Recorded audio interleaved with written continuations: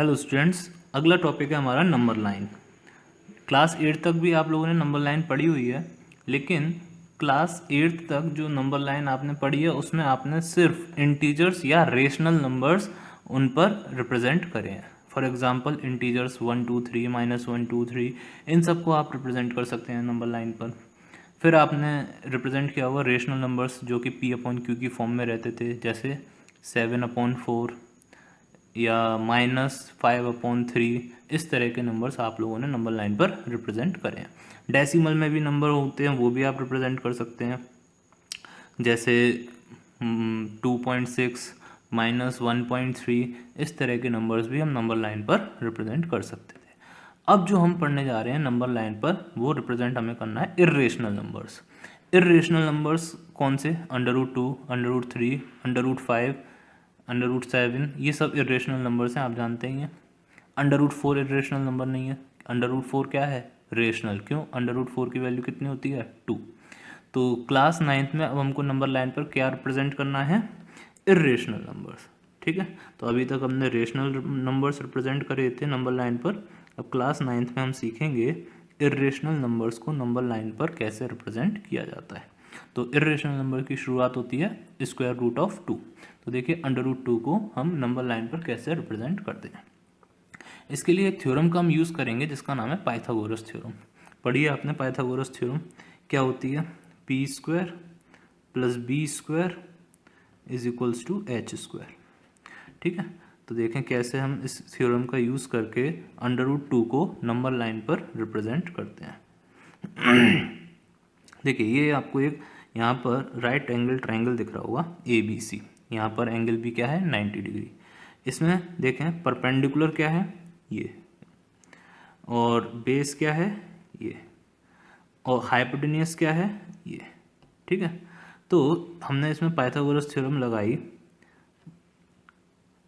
Perpendicular यानी कि AB², sorry ये बेस हो गया AB, और ये परपेंडिकुलर हो गया, और AC क्या हो गया? हाइपोटेन्यूस। ठीक है, तो वैल्यूज़ पुट करी दोनों की, 1 और 1, तो AC² कितना आ गया? 2। तो AC कितना आ जाएगा? √2। जब स्क्वायर इस साइड जाएगा तो क्या बन जाएगा? Square root. तो अगर हम बेस 1 लें और परपेंडिकुलर 1 लें तो हाइपोटेन्यूस कितना आ जाता है? √2।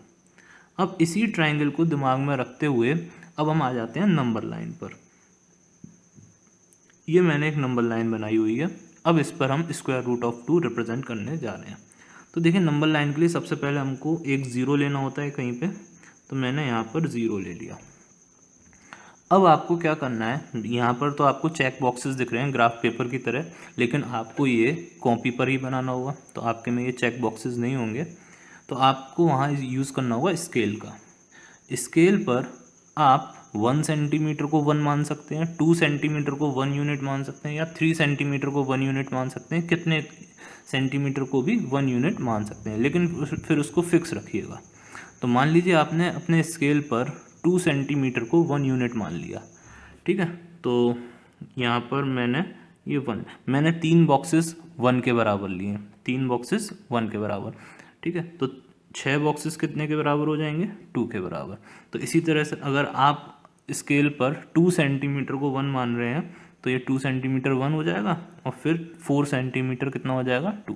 तो इस तरह से आपने नंबर लाइन पर 0, 1 और 2 मार्क कर लिए। अब आपको बेस चाहिए 1 यूनिट। देखिए यहाँ पर बेस कितना था? 1 यूनिट। तो यहाँ पर बेस 1 यूनिट और उस पर परपेंडिकुलर चाहिए 1 यूनिट। तो देखिए कैसे बनेगा। ये मैंने बेस बना लिया 1 यूनिट का, और इस पर एक परपेंडिकुलर बना लिया 1 यूनिट का। तो ये भी 1 हो गया और ये भी 1 हो गया। तो ये जो हाइपोटेनियस आएगा ये कितना हो जाएगा? √2। लेकिन ये √2 मुझे कहाँ चाहिए? नंबर लाइन पर। तो अब कैसे बनाया जाए √2 नंबर लाइन पर? तो देखिए जो ये लाइन है हाइपोटेनियस वाली, इसकी लेंथ कितनी है? √2। तो इसको आप कंपास में भर लीजिए। तो कंपास को आप रखिए कहाँ पर? 0 पर। यहाँ पर आप कंपास रखिए, और यहाँ तक की लेंथ इसमें भर लीजिए और एक आर्क लगा दीजिए ये। तो ये जो लेंथ आएगी यहाँ से लेकर यहाँ तक, ये जो लेंथ है, ये लेंथ और ये वाली लेंथ दोनों क्या होंगी, इक्वल होंगी। तो अगर ये वाली लेंथ √2 है तो ये वाली लेंथ भी क्या हो जाएगी, √2। तो ये आ गया नंबर लाइन पर। तो इसको हम नाम दे देंगे, यहाँ पर मार्क कर देंगे √2। समझ में आ गया कैसे √2 को नंबर लाइन पर रिप्रेजेंट करते हैं। चलिए अगला इरेशनल नंबर क्या है, √3। तो देखिए उसको नंबर लाइन पर कैसे रिप्रेजेंट करें। तो सबसे पहले उसका ट्राइंगल देखें। यहाँ पर हम बेस ले रहे हैं √2, बेस लिया हमने √2 और परपेंडिकुलर कितना लिया, 1। आगे समझेंगे ये कैसे हम लेते हैं, जब हम √5 को बनाएंगे तब ये चीज़ आपको समझ में आएगी। अभी आप जस्ट मैंने लिया है √2 बेस और 1 कितना लिया है, परपेंडिकुलर। तो ज़रा इसमें पाइथागोरस थ्योरम लगा के देखिए AC कितना आएगा। तो यहाँ पे मैंने पाइथागोरस थ्योरम लगाई है, AC² = 2। तो बेस कितना है, √2, तो बेस का स्क्वायर हो गया, प्लस परपेंडिकुलर कितना है, 1, तो ये 1 का स्क्वायर हो गया। आंसर कितना आ गया, 3। तो स्क्वायर को इस साइड भेजेंगे, कितना हो जाएगा, √3। तो AC की वैल्यू कितनी आ गई, √3। तो अगर हम बेस √2 लें और परपेंडिकुलर 1 लें तो ये AC कितना आ जाएगा, √3। तो अब इसी ट्राइंगल को हम नंबर लाइन पर ले जाएं तो देखिए कैसे ले जाएंगे। तो सबसे पहले आपको कितना चाहिए, बेस √2 चाहिए। तो √3 बनाने के लिए पहले आपको √2 नंबर लाइन पर बनाना पड़ेगा। तो मैंने √2 पहले से ही नंबर लाइन पर बना के रखा है, क्योंकि मैं आपको ऊपर वाले क्वेश्चन में समझा चुका हूँ। सेम उसी तरह से मैंने √2 को नंबर लाइन पर पहले से ही बना रखा है। अब बेस मिल गया मुझे √2। ये देखिए कहाँ से कहाँ तक, यहाँ से यहाँ तक का बेस मुझे कितना मिल गया, √2। अब इस पर परपेंडिकुलर कितना चाहिए आपको, 1। तो परपेंडिकुलर 1 बना लीजिए। देखिए 3 बॉक्सेस मैंने 1 के बराबर लिए हैं, तो ये मैंने इधर बना दिया 1। आपके में 2 सेंटीमीटर या 3 सेंटीमीटर जितना भी आपने 1 के इक्वल लिया हो उतना बना दीजिएगा परपेंडिकुलर। अब क्या करना होता है, हाइपोटेन्यूस ज्वाइन करना है। तो ये जो लाइन है यहाँ से लेकर यहाँ तक, ये कितने के इक्वल हो जाएगी, √3 के इक्वल। देखिए ये हाइपोटेन्यूस आ गया √3 के इक्वल। अब मुझे ये चीज़ नंबर लाइन पर चाहिए, तो मैं यहाँ पर 0 पर कंपास रखूँगा और यहाँ तक की डिस्टेंस इसमें मेज़र कर लूँगा कंपास में, और एक आर्क लगा दूँगा यहाँ से लेकर यहाँ तक। तो ये आर्क नंबर लाइन पर जहाँ कट करेगा वही कितना हो जाएगा, √3। क्यों, क्योंकि ये वाली लेंथ और ये वाली लेंथ दोनों क्या होंगी, इक्वल। ठीक है, तो इसलिए अगर ये √3 है तो ये भी कितना हो जाएगा, √3। अब देखते हैं अगला √5। Represent √5 on number line. तो देखिए ये बेस और परपेंडिकुलर कैसे लेते हैं। 5 को देखिए, 5 को हम क्या क्या लिख सकते हैं, 1 + 4 लिख सकते हैं एंड 2 + 3 लिख सकते हैं। अब इनके स्क्वायर रूट बताइए। 1 का स्क्वायर रूट 1 हो गया और 4 का स्क्वायर रूट 2 हो गया। ये चीज़ समझ में आ गई। इसी तरह से 2 का स्क्वायर रूट √2 हो जाएगा और 3 का स्क्वायर रूट √3 हो जाएगा। तो यही जो नंबर आए हैं 1, 2, √2 और √3, यही बेस और परपेंडिकुलर होते हैं। कैसे निकालते हैं, सबसे पहले जिसका हमको स्क्वायर रूट, जैसे 5 का स्क्वायर रूट इसमें नंबर लाइन पर लेना है, तो 5 को आप 2 नंबर्स में ब्रेक कर लो। वो 2 नंबर्स कुछ भी हो सकते हैं, जैसे मैंने यहाँ पे 1 और 4 में किया है या 2 और 3 में किया है। इसके अलावा और कुछ तो हो नहीं सकता अगर हम नेचुरल नंबर्स की बात करें तो। फिर उसके अंडर रूट ले लो, जैसे यहाँ पे 1 और 4 का अंडर रूट कितना आ गया, 1 और 2, 1 और 2। ऐसे 2 और 3 का अंडर रूट कितना हो जाएगा, √2 एंड √3। तो इनमें से एक हो गया परपेंडिकुलर और एक हो गया बेस। ऐसी इधर से कोई भी एक परपेंडिकुलर मान लो, किसी को भी बेस मान लो। अब इसका ट्राइंगल बनाते हैं। तो देखिए ट्राइंगल ये मैंने बनाया है पहले 1 और 2 से। तो 2 को मैंने बेस में रखा हुआ है और 1 को मैंने परपेंडिकुलर में रखा है। तो हाइपोटेन्यूस देखिए कितना आ जाएगा, AC की वैल्यू पाइथागोरस थ्योरम से आ जाएगी √5। तो अगर हम बेस 2 रखें और परपेंडिकुलर 1 रखें तो हाइपोटेन्यूस आ जाता है √5। तो इसी ट्राइंगल को ध्यान में रखते हुए हम क्या बनाएंगे, नंबर लाइन। तो देखिए नंबर लाइन, यहाँ पर मैंने सबसे पहले बेस बनाया 2 का, तो ये बेस हो गया, ये हो गया बेस 2। इसके ऊपर मैंने एक परपेंडिकुलर बनाया 1 का और ज्वाइन कर दिया हाइपोटेनियस, जो कि कितने के इक्वल आ जाएगा, स्क्वायर रूट ऑफ 5 के इक्वल। फिर कंपास रखा 0 पर और ये लेंथ यहाँ से यहाँ तक लेके एक आर्क लगा दिया, ये हो जाएगा स्क्वायर रूट ऑफ 5। समझ में आ गया कैसे बनता है स्क्वायर रूट ऑफ 5। अब ज़रा दूसरे वाले से बना के देखें कि इजी है या टफ है। देखिए बन तो जाएगा, लेकिन उसके लिए पहले आपको √2 और √3 बनाने पड़ेंगे, फिर √5 बनेगा। मेहनत ज़्यादा हो जाएगी। पहले √2 वाला बनाओ जैसे ऊपर बनाया है, फिर √3 वाला बनाओ और उस तरह से फिर ट्रायंगल कंप्लीट करके √5 बनेगा।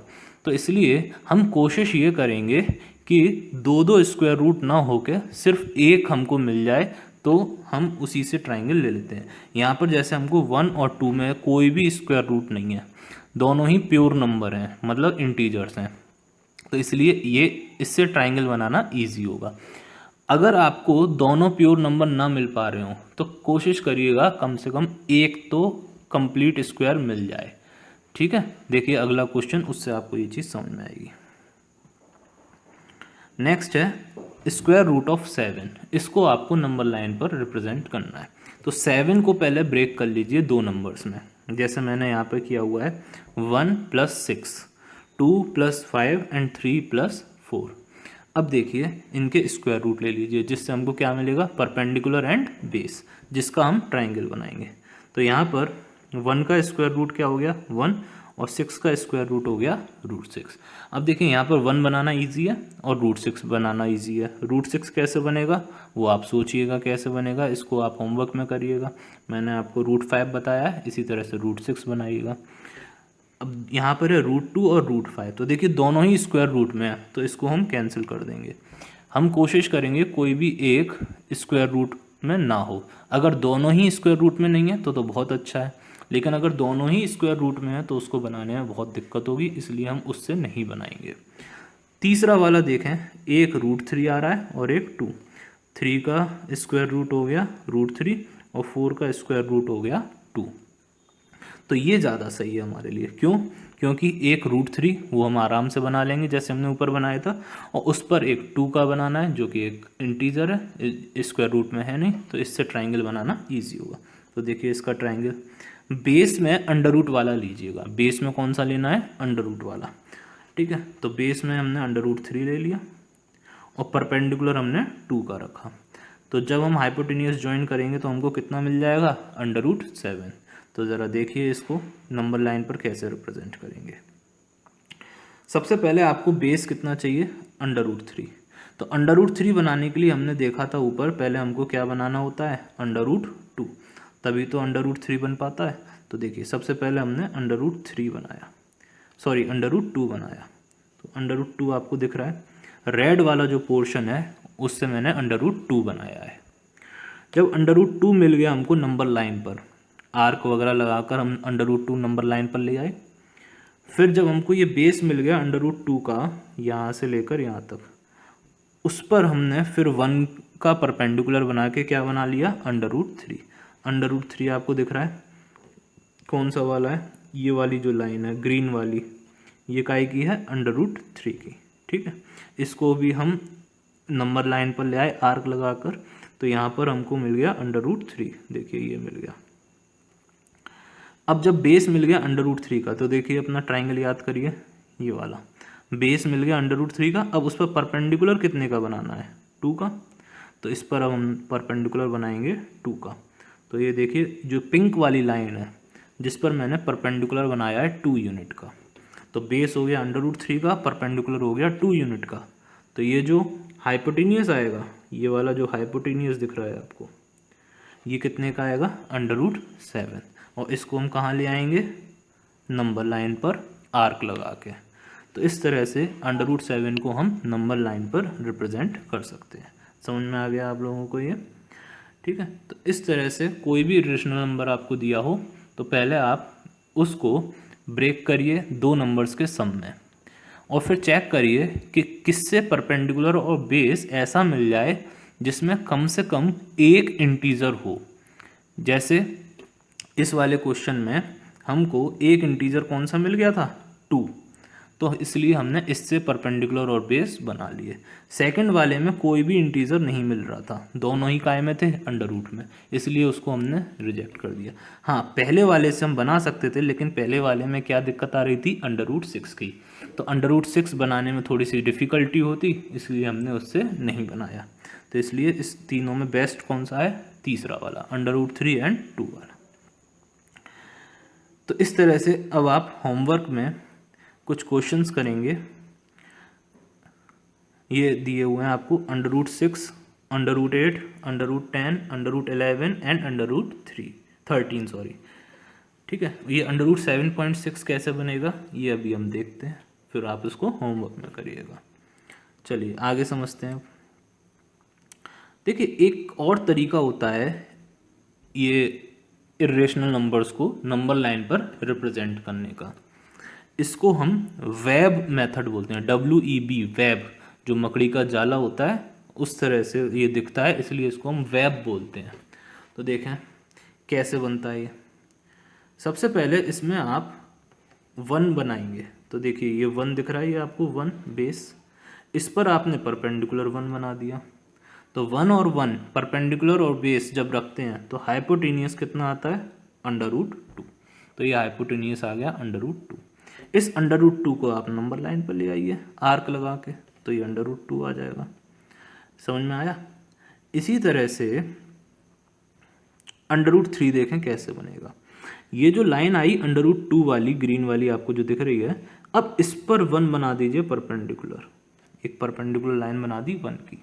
तो ये जो हाइपोटेनियस है, अब हाइपोटेनियस हमेशा 90 डिग्री के सामने वाली साइड होती है, 90 डिग्री के सामने वाली साइड।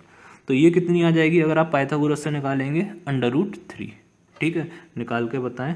अभी ऊपर वाले ट्राइंगल में आपको दिखाया था मैंने, देख लीजिए एक बार, अंडर रूट 3 वाला ट्राइंगल, बेस कितना होता है और परपेंडिकुलर कितना होता है। देखिए ये रहा, बेस है अंडर रूट 2 और परपेंडिकुलर है 1, तो हाइपोटेनियस कितना आता है, अंडर रूट 3। तो यही हमने यहाँ पे किया, बेस रखा अंडर रूट 2 और परपेंडिकुलर रखा 1, तो हाइपोटेनियस कितना आ गया, अंडर रूट 3। तो अब इस अंडर रूट 3 को नंबर लाइन पर कैसे ले जाएंगे, यहाँ ये ओ पर कंपास रखिए और यहाँ तक के आर्क को यहाँ पर ले जाइए, तो ये आ जाएगा अंडर रूट 3 नंबर लाइन पर। ठीक है, आगे देखें अंडर रूट 4। देखिए ये सीक्वेंस में चलेगा, ठीक है, क्योंकि एक एक का सब में गैप है। अब बेस कितना हो गया, ये अंडर रूट 3 और परपेंडिकुलर कितना हो गया 1, तो हाइपोटेनियस कौन सा हो जाएगा अब, ये वाला, क्योंकि 90 डिग्री के सामने वाली साइड होती है हाइपोटेनियस। तो हाइपोटेनियस कितना आ जाएगा, अंडर रूट 4। ठीक है, इसी तरह से फिर इस पर 1 बना दीजिए परपेंडिकुलर, और ये हाइपोटेनियस कितना आ जाएगा, अंडर रूट 5। अब मान लीजिए आपको क्या चाहिए, अंडर रूट 6, तो इस पर 1 बना दीजिए, ये परपेंडिकुलर हो गया 1। तो ये जो लाइन होगी यहाँ से लेकर यहाँ तक, ये हो जाएगी अंडर रूट 6। तो इस तरह से आगे आपको अंडर रूट 7, अंडर रूट 8, इस तरह से आपको मिलता चला जाएगा। तो इस वेब को भी आप होमवर्क में सॉल्व करिएगा, कहाँ तक, अंडर रूट 11 तक। अंडर रूट 11 तक ये वेब आपको बनाना है, कंप्लीट करना है। ठीक है, चलिए आगे देखें।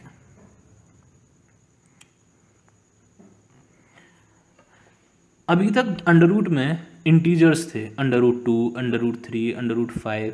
अब अंडर रूट में डेसिमल नंबर्स आ जाएं, ये भी इर्रेशनल होंगे, जैसे अंडर रूट 9.3, ये भी क्या होगा, इर्रेशनल नंबर। इसको नंबर लाइन पर रिप्रेजेंट करने का तरीका थोड़ा सा डिफरेंट होता है। एक क्वेश्चन ज़्यादातर एग्जाम में दे देते हैं स्कूल वाले, तो देखिए इसको कैसे बनाते हैं। इसके कुछ स्टेप्स मैंने लिखे हुए हैं, ताकि आप अगर भूल जाएं तो इसको आप इसमें से देख के दोबारा बना दें। ये मैं आपको सेंड कर दूंगा पूरा बोर्ड। ठीक है, पहला स्टेप क्या है, एक लाइन ड्रॉ करनी है ए बी, कितने सेंटीमीटर की, 9.3 सेंटीमीटर की। जितने का अंडर रूट है, अंडर रूट किसका था, 9.3 का, तो अंडर रूट 9.3 है, तो 9.3 सेंटीमीटर लंबी एक लाइन ड्रॉ करेंगे ए बी। कहाँ से कहाँ तक है आपको दिख रही है ए बी, यहाँ से लेकर यहाँ तक। ठीक है, इसके बाद इसको 1 सेंटीमीटर आगे बढ़ाना है। देखो स्टेप में लिखा हुआ है, produce A B to C A B को कितना आगे बढ़ाना है, सी तक, such that B C is equals to 1 centimetre. ये जो बी सी आपको दिख रहा है यहाँ तक, ये 1 सेंटीमीटर होना चाहिए। ठीक है, अब इसके बाद आपको क्या करना है, स्टेप्स में लिखा हुआ है, मैं आपको अभी समझा देता हूँ। इसके बाद आपको ए सी का मिड पॉइंट फाइंड करना है। ए सी का मिड पॉइंट कैसे फाइंड करेंगे, देखो ये कई तरीके हैं। पहले तो बताइए ए सी हो कितनी गई, 9.3 प्लस 1 10.3 हो गई, और मिड पॉइंट हाफ पे मिलता है, तो 10.3 का हाफ करो 5.1, तो स्केल से मेज़र करके 5.1 पर टिक लगा दो, ये हो गया मिड पॉइंट। दूसरा तरीका क्या है, देखिए ज्योमेट्री से भी हम फाइंड कर सकते हैं। ये मेथड आपने पढ़ा होगा, परपेंडिकुलर बाइसेक्टर बनाने वाला। तो ए पर कंपास रखो, हाफ से ज़्यादा डिस्टेंस लो और ऊपर नीचे आर्क लगा दो, फिर उतनी ही डिस्टेंस से कंपास रख के सी से आर्क लगा देंगे, ऊपर नीचे दोनों जहाँ कट करेंगे लाइन ज्वाइन कर देंगे। जिस पॉइंट पर ये लाइन कट करेगी वो पॉइंट क्या हो जाएगा, मिड पॉइंट। तो इस तरह से भी आप मिड पॉइंट फाइंड कर सकते हैं। तो मैंने इसमें बनाया नहीं है, आप चाहे स्केल से फाइंड कर सकते हैं या फिर ज्योमेट्री से। इसके बाद आपको एक सेमी सर्कल ड्रॉ करना है जिसका सेंटर रहेगा ओ पर, और रेडियस आपको कितनी लेनी है, ओ से लेकर ए तक ले लीजिए या ओ से लेकर सी तक ले लीजिए, दोनों इक्वल होंगे। ठीक है, तो कहीं से चाहे ओ से ले लीजिए ए तक, चाहे ओ से ले लीजिए सी तक, और उसके बाद कंपास को रखेंगे ओ पर और एक सेमी सर्कल ड्रॉ कर देंगे, ये जो ए और सी दोनों को टच करेगा। क्लियर करने के बाद अब आपको क्या करना है, वो मैंने इसमें बनाया नहीं है, अब मैं आपको बना के बताता हूँ। आपको बी से एक परपेंडिकुलर लाइन ड्रॉ करनी है, बी से एक परपेंडिकुलर लाइन।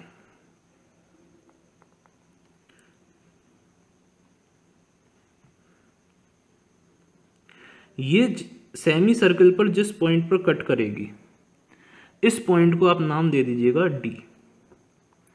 ठीक है, अब इसके बाद ये जो लाइन BC है इसको आप नंबर लाइन मान के चलो, BC को क्या मानो, नंबर लाइन, तो इसको थोड़ा सा आगे बढ़ा दो, BC को नंबर लाइन मानते हुए, और B हो गया आपका 0, B कितना हो गया 0, नंबर लाइन पर कहीं ना कहीं 0 तो रखना ही होता है। इसके बाद जो ये BD है, BD ये हो जाएगा √9.3, BD कितना हो जाएगा, √9.3। अब इसको आपको नंबर लाइन पर ले जाना है, यानी कि इस वाली लाइन पर ले जाना है। तो कैसे ले जाएंगे, बी पर रखेंगे कंपास और डी तक की डिस्टेंस लेके एक आर्क लगा देंगे। तो ये आर्क मान लीजिए इस पर ई पर कट कर रहा है, तो बी कितना था 0, तो ई कितना हो जाएगा √9.3, तो ये ई आ गया √9.3। समझ में आ गया कैसे करना है, बी को 0 मानना है और बी से एक परपेंडिकुलर ड्रॉ करना है जो कि सेमी सर्कल को डी पर कट कर रहा है, फिर बी पर कंपास रखेंगे, बी पर रखेंगे कंपास और डी तक उसकी डिस्टेंस लेकर एक आर्क लगा देंगे जो नंबर लाइन पे कहाँ कट करेगा, ई पर। तो यही जो ई है वो क्या हो जाएगा √9.3। समझ में आ गया, मैंने स्टेप्स लिख दिए हैं, इन स्टेप्स को आप पढ़ लीजिएगा अगर भूल जाएं कैसे बनाना है। और होमवर्क में आपको क्या करना है, √7.6 को नंबर लाइन पर बनाना है। ठीक है, 5 क्वेश्चंस आपके पिछले वाले मेथड पर हैं और एक क्वेश्चन मैंने इस पर दिया हुआ है। अच्छा, एक चीज़ और कि अब जब आप नंबर लाइन पर इसको बना लेंगे तो अपना आंसर चेक कैसे करेंगे, या एग्जामिनर जो कॉपी चेक करता है वो कैसे चेक करता है। तो देखिए √9.3 अगर हम कैलकुलेट करें तो ये आता है 3.04। अगर आप अंडर रूट निकालना जानते हैं तो आप आंसर चेक कर सकते हैं, अदरवाइज नहीं कर पाएंगे एग्ज़ाम टाइम पे। घर पे तो आप कैलकुलेटर से चेक कर सकते हैं, लेकिन एग्ज़ाम में आपको अंडर रूट अपने हाथ से ही निकालना पड़ेगा। तो ये अंडर रूट मैंने निकाल के दिखाया है, √9.3 जो कि कितना आता है 3.04। अब स्केल में 0.4 तो आप मेज़र नहीं कर सकते, स्केल से आप 3.1 मेज़र कर सकते हो, 3.2 कर सकते हो, 3.3 कर सकते हो। तो ये 3.04 लगभग 3 ही हो गया।